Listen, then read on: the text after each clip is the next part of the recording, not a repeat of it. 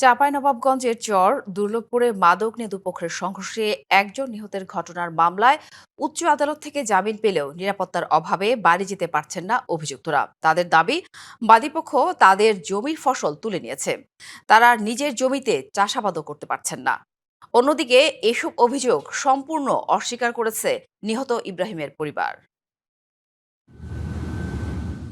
গত 10ই জুন শাহজাহানপুর ইউনিয়নের দুর্লভপুর গ্রামে মাদক মামলাকে কেন্দ্র করে দুই পক্ষের সংঘর্ষে নিহত হন ইব্রাহিম আলী। আহত হয় প্রায় 20 জন।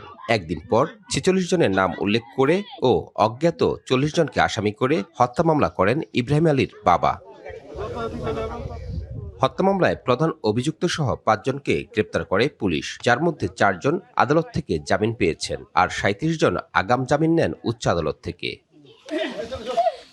তবে উচ্চ আদালত থেকে জামিন পেলেও নিরাপত্তার অভাবে বাড়ি ফিরতে পারছেন না বলে অভিযোগ করেছেন মামলার আসামিরা। তারা আমাদের হয়রানি করার জন্য আমাদের উপর চাপিয়ে দিয়েছে। আমরা প্রশাসনের কাছে চাচ্ছি যে সঠিকভাবে তদন্ত করে যেন সঠিক বিচারটা আমরা পাই। আমাদেরকে বাড়িতে এসে আমাদের বৃদ্ধ বাপ মা ছোট বাচ্চার গায়ে হাসা দেখায় যে তোর আগে কাঠ ভাইসাতে। আমাদের এলাকাতে আসলে পরিচ্ছন্ন কোনো পুরুষ নাই, আমরা পালাতক, আমরা কিছুই করতে পারছি না, আমাদের কোনো উপায় নেই, নিরুপায়। অন্যদিকে এসব অভিযোগ সম্পূর্ণ অস্বীকার করেছে ইব্রাহিমের পরিবার। তাদের দাবি, কোনো নিরীহ মানুষকে হয়রানি করা হচ্ছে না, প্রকৃত অপরাধীদের দৃষ্টান্তমূলক শাস্তির দাবি তাদের।